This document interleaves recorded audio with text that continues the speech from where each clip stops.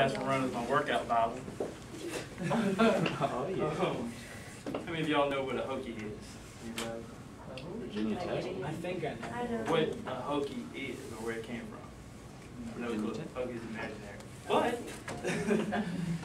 as HokeySports.com states, in 1986, they put out a request for the students to make a student call for the football team. And a young man came up with the Hokey Hokey High, Tech Tech DPI, which is the fight song that they have at Hokey games. Nonetheless, a Hokey is a completely made up word. And it was spelled H-O-K-I, H-O-K-I. They added the E, made it Hokey Bird. Now, they originally started out as the Gobblers, then it became the Fighting Gobblers, and then per the song became the Hokey Birds, and then we refer to them as the Hokies. But and nowhere has there ever been such a thing called a Hokie. Okay. But being from Virginia, I never really thought much about Virginia Tech football because all the football playing sucked as I was growing up. But it's really bad. But you know, to help out people understand about Virginia Tech football, I need to tell you about the traditions, their recruiting habits, and about their coaches. So let's take a look at where Virginia Tech came from. They first kicked off on October the 21st in 1892. At the time, Virginia Tech was known as Virginia Agricultural and Mechanical College. They lost their first game. It was made up of a few cadets from the military and a couple of professors who wanted to coach the team.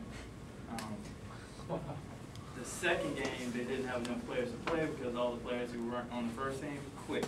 So they had to go back and recruit again to get more players to come out for the football team. The school colors at the time were black and gray. They looked very militant. It's a military school.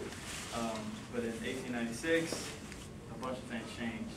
They added Polytechnical Institute to the name, which is currently the name that they have now. They changed the colors from black and gray to Chicago maroon and burnt orange. And at the time, they were an independent conference.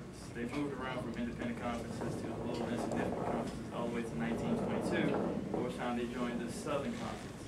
And I don't know if you've heard recently, but they're creating super conferences with a whole bunch of stat teams. At this time, the Southern Conference had 20 teams on it and consisted of all of the SEC, which is a powerhouse in football if you don't know, as well as all of the Southern ACC schools. They won that conference in 1963, but at that time the SEC had already been established, so don't go thinking they beat Alabama or Auburn and those schools. That didn't happen. They became independent in 1965, and in 91 joined the Big East, which was their biggest break. The Big East was a mediocre conference. The only other team they had in there was Miami, so pretty much if you beat Miami, you won the conference. That only happened 3 times. They won in 95, 96, and 99. 1999 is the biggest year of Virginia Tech's career history. It's the biggest thing that ever happened to Virginia, I guess, football-wise. They went 11-0 that year. They were led by a redshirt freshman by the name of Michael Vick. He's pretty popular. And they lost 29-46 to Florida State that year. In 2003, they joined the ACC conference. Their first year in the ACC, they won the conference in 2004. They also won it in 2007, 2008. Because of this, because of Michael Vick, everyone in Virginia, the kids, the youth, have been on this Virginia Tech craze. And, you know, that's where all the hype from Virginia Tech comes from for all the people who are from out of town who don't understand. They have a bowl record of 8-14, which isn't that impressive, with their most significant bowl being the Super Bowl that they lost in the national championship against Florida State. Football programs can't compete without good players, and Virginia Tech does most of their recruiting from Virginia. And Virginia, not to say we don't have a good recruiting program, there are a few areas of Virginia where they are stacked with good recruits across the country, but other teams outside of Virginia usually take them. So Virginia Tech doesn't have a really good recruiting program. They usually, on a 5-star scale, pull 3-star players. highest recruit that they ever got was actually from Lynchburg, Virginia. He's the backup quarterback right now. He was ranked number 24 in the nation, and he was the #1 athlete in the nation. That's when they picked him up.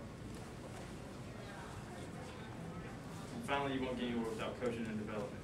The book that I'm passing around, that should be somewhere, is written by a guy named Mike Gentry. He's well known as one of the top strength and conditioning coaches in the country. He's also Virginia Tech's strength and conditioning coach. They're led by Bud Foster in his defense, nationally ranked defense year in and year out. That's why people know Virginia Tech's name. The reason why they don't win championships is because Brian Sponstring is their offensive coordinator, and he can't put together an offense for him. They run the ball. There's a popular chick called Brian going around. Virginia Tech's all over the place. And the head coach, Frank Beamer. Frank Beamer is the head coach. He also coaches special teams. Nationally, they're known for Beamer ball, which is great football on the special teams. They block a lot of kicks, and that's what they're known for. He's the second longest tenured head coach in any school, and he's actually the first alumni to ever coach the program. The Gobblers of Virginia Agricultural Mechanical College have come a long way in their 116 years. From no recruits to controlling the state recruiting-wise, from professors coaching the team to having a coach, to win the Coach of the Year honor. It's clear Virginia Tech has built a program, but they still have a long way before becoming champions.